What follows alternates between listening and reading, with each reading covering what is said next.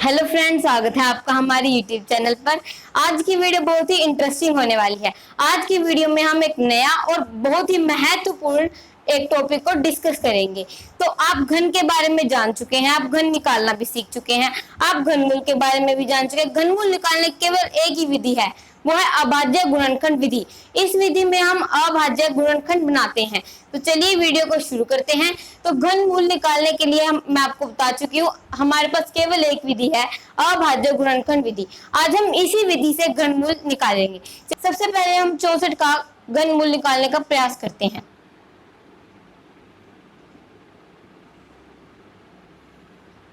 तो 64 के गुणनखंड आपको निकालने आते ही होंगे। हमने अभाज्य गुणनखंड निकालना है, ये बात का आपने विशेष ध्यान रखना है। 32 दूनी 64, 16 दूनी 32, 8 दूनी 16, 4 दूनी 8 और 2 एकम 2। ये हमारे पास 64 के अभाज्य गुणनखंड आ जाएंगे। तो आप यहाँ पर लिखेंगे 64 के अभाज्य गुणनखंड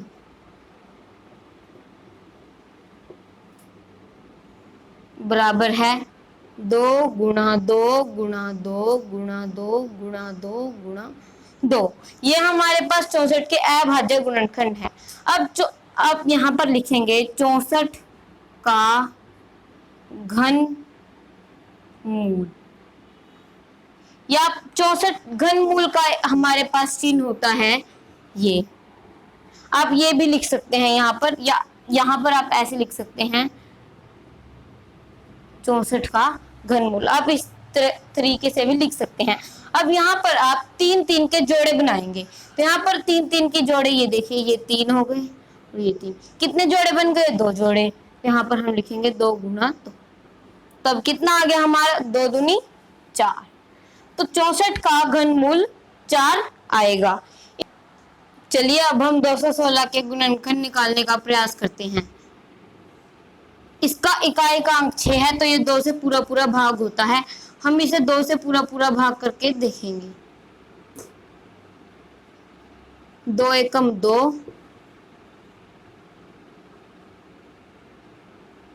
और 2 अठे 16। तो हमारा जब हम इसे 2 से भाग, तो 108 दूनी 216।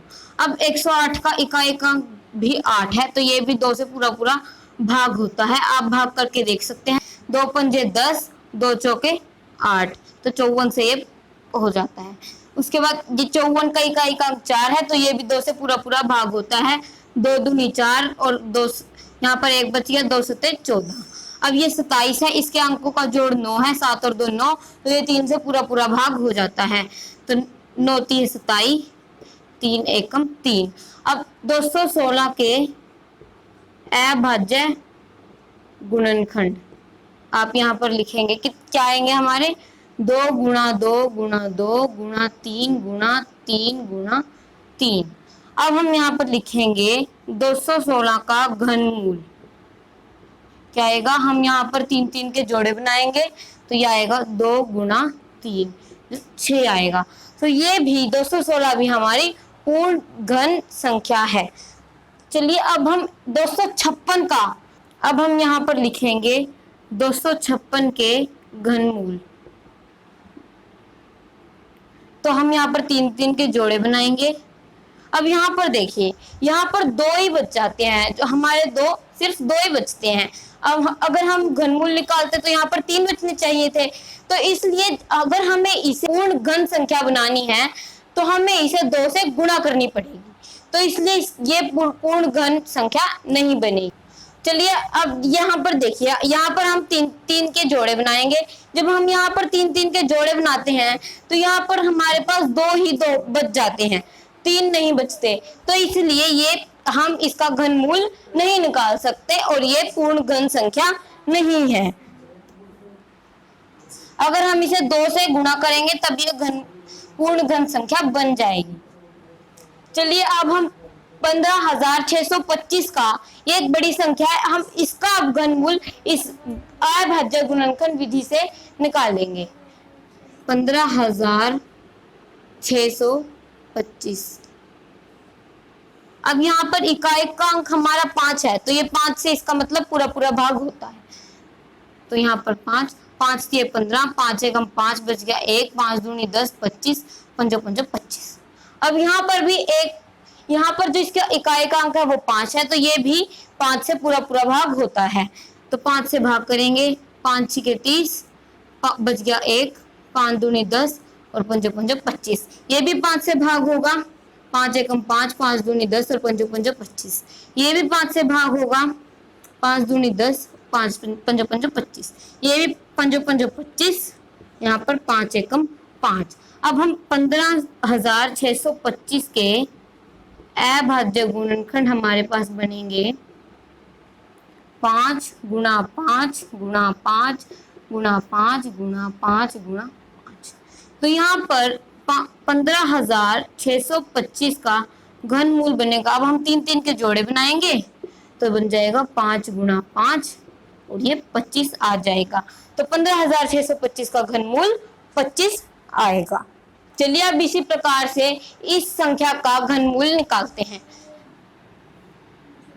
46,656। अब यहाँ पर इकाई का अंक 6 है, तो ये 2 से भाग होता है। 2 दूनी 4, 2 तिया 6, 2 तिया 6, 2 दूनी 4, 2 अठे 16। फिर से ये 2 से भाग होगा, 2 एकम 2, 2 एकम 2 बच गया 1, 2 छिके 12, 2 छिके 12 और 2 चौके 8। ये भी 2 से भाग होगा, 2 पंजे 10, 2 अठे 16, 2 तिये 6 और 2 दूनी 4। अब ये भी 2 से भाग होगा, 2 दूनी 4, 2 नीम 18, 2 एकम 2, 2 छिके 12। ये भी 2 से भाग होगा, 2 एकम 2, 2 दूनी 4, 2 पंजे 10, 2 अठे 16। ये वाली संख्या भी 2 से भाग होगी, 2 सत्ते 14, 2 दूनी 4, 2 नीम 18। अब ये 729 हमारा 3 से भाग होगा, क्योंकि इसकी संख्याओं का जोड़ 18 है, जो कि 3 के पहाड़े में आता है। तो यहाँ पर हम 3 से करेंगे, 3 दूनी 6, 3 चौके 12 और 3 तिया 9। ये भी 3 से भाग होगा, क्योंकि इसका जोड़ क्या है 9 है।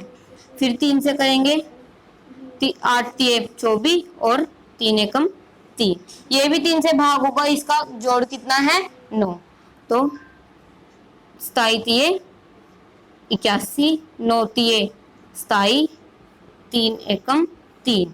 तो यहाँ पर हम लिखेंगे 46,656 के अभाज्य गुणनखंड क्या बनेंगे, 2 गुणा 2 गुणा 2 गुणा 2 गुणा 2 2 गुणा 3 गुणा 3 गुणा 3 गुणा 3 गुणा 3। ये हमारे पास इसके अभाज्य गुणनखंड बनेंगे। तो अब हम यहाँ पर लिखेंगे 46,656 का घनमूल क्या बनेगा।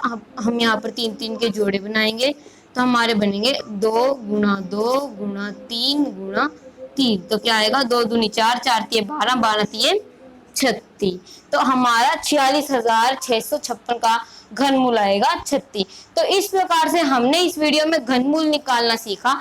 इसी प्रकार से हमारे सामने के लिए चैनल को सब्सक्राइब कीजिए, वीडियोस को लाइक और शेयर अवश्य कीजिए। धन्यवाद।